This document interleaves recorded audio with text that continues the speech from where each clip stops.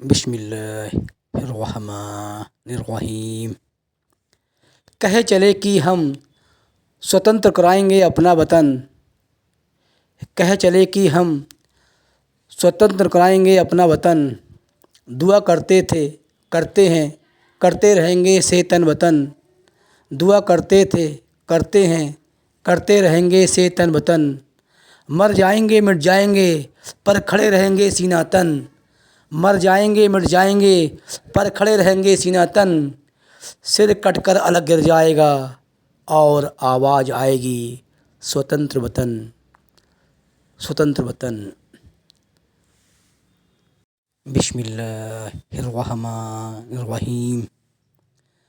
भारत की बागडोर जब आ गई भारतीयों के हाथों में।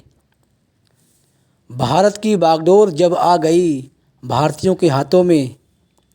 कानून बनाया गया सरकार चलाने के लिए संविधान में। कानून बनाया गया सरकार चलाने के लिए संविधान में। तब देश चला गया पूर्ण रूप से गणराज्य में। तब देश चला गया पूर्ण रूप से गणराज्य में और शासन चलाने की सारी शक्ति आ गई लोकतंत्रात्मक राज्य में। अनेक बलिदानों और लंबे संघर्ष के बाद हमारा देश 15 अगस्त सन 1947 को आज़ाद हुआ और आज़ादी के साथ ही हमें अपने देश का शासन अपनी इच्छा अनुसार चलाने का अधिकार प्राप्त हो गया। किसी राज्य में या देश में शासन चलाने के लिए सरकार होना अनिवार्य है और सरकार अपना कार्य ठीक ढंग से करे, इसके लिए कानून का होना बहुत अनिवार्य है। इसके लिए कानून के रूप में एक संविधान तैयार किया गया है जिसे हम भारतीय संविधान कहते हैं। संविधान का पहला अधिवेशन 9 दिसंबर सन 1946 को हुआ था। इसके अध्यक्ष डॉक्टर सच्चिदानंद सिन्हा जी थे। फिर आज़ादी के बाद 28 अगस्त 1947 को दूसरा अधिवेशन हुआ जिसके अध्यक्ष डॉक्टर भीमराव अंबेडकर जी थे।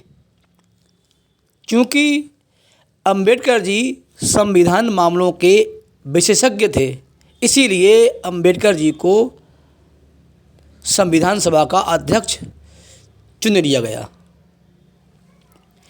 इस सभा में 308 विद्वान थे, लगभग 308 विद्वान थे और ये सभी विद्वान सभी जातियों से थे। इसमें हिंदू थे, मुस्लिम थे, सिख थे इत्यादि। इस संविधान को बनने में 2 वर्ष 11 माह 18 दिन लगे। हमारा संविधान संसार के सभी संविधानों में बड़ा है। इसमें 395 धाराएं और 9 अनुसूचियां हैं। 26 जनवरी सन 1950 में संविधान के अनुसार भारत देश को पूर्ण रूप से स्वतंत्र, गणतंत्र और लोकतंत्रात्मक राज्य घोषित किया गया। अर्थात भारत आंतरिक और बाह्य मामलों में निर्णय लेने के लिए पूर्ण स्वतंत्र हो गया और शासन की सारी शक्ति जनता के हाथों में आ गई। इसीलिए हम 26 जनवरी सन 1950 को गणतंत्र दिवस के रूप में मनाते हैं।